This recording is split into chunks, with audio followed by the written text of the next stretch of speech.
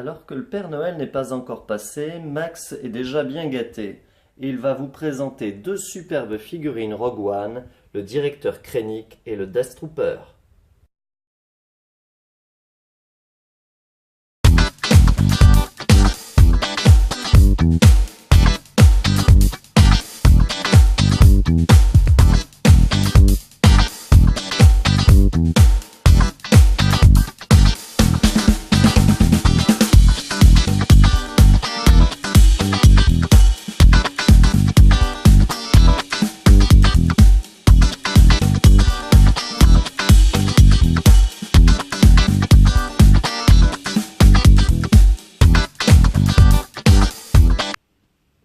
Alors, que faut-il retenir de ces deux figurines?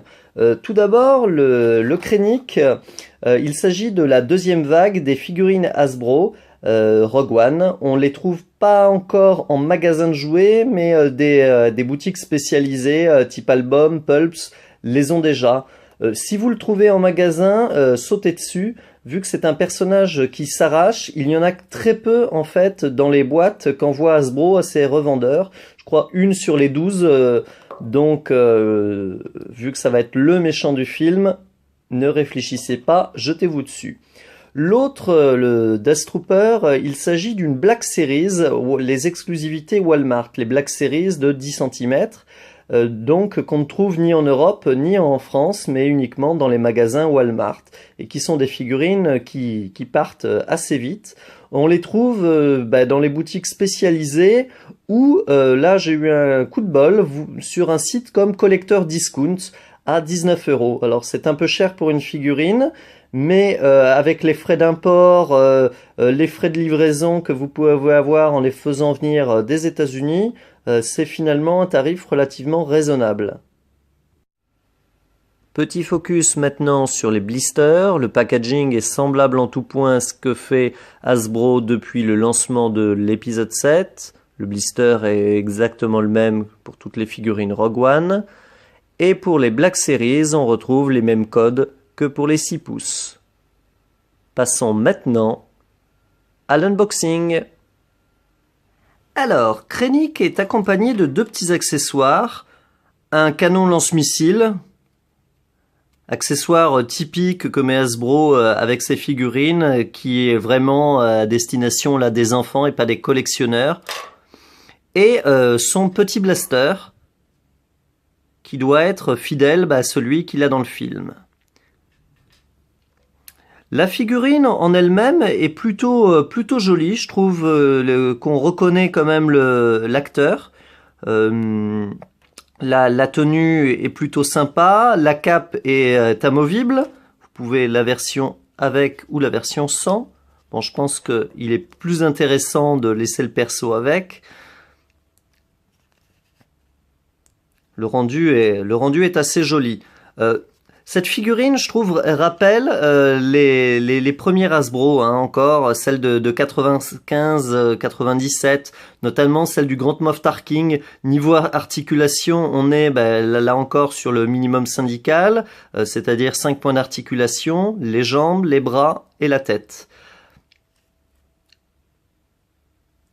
Le costume est plutôt fidèle, les couleurs assez sympas, les bottes bien brillantes, la petite ceinture. Le holster permet de ranger l'arme, ce qui est quand même pas trop mal. C'est la seule innovation qu'on a gardée en 20 ans d'évolution de figurines Star Wars depuis 95. Voilà, que le holster accueille le pistolet. Voilà. Donc c'est une jolie figurine qui rend justice au personnage.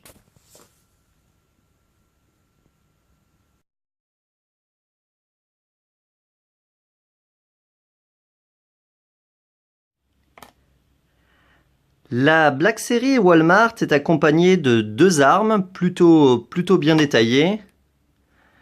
Et ce Death Trooper porte son harnais et son épaulette d'officier.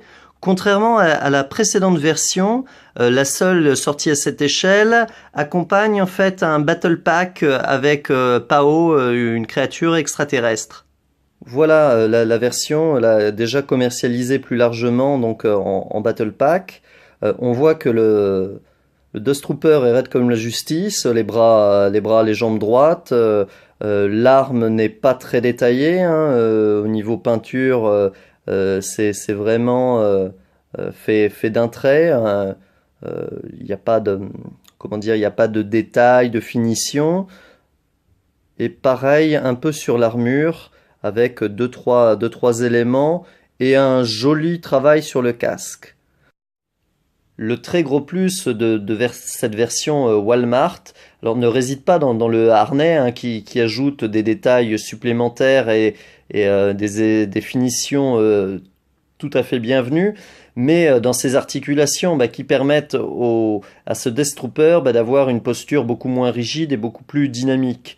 On note qu'il y a quand même un travail de peinture supplémentaire avec quelques petits détails par-ci par-là au niveau de la ceinture, là au niveau du bras. Mais après, comme l'autre version était tout à fait correcte, on reste sur quelque chose d'assez classique et de pas aussi abouti qu'une Elite Series par exemple, qui rajoutait des petits éclats de peinture argentée pour donner plus de vie à cette armure.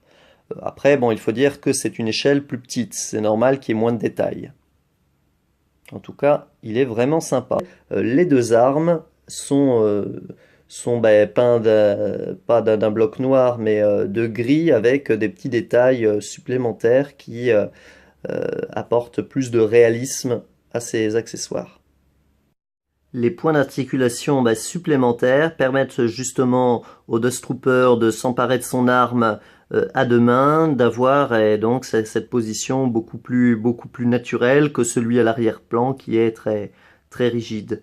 Il est simplement dommage qu'il n'ait pas prévu un petit holster ou un petit système d'encoche pour lui permettre d'avoir son second petit blaster à la ceinture.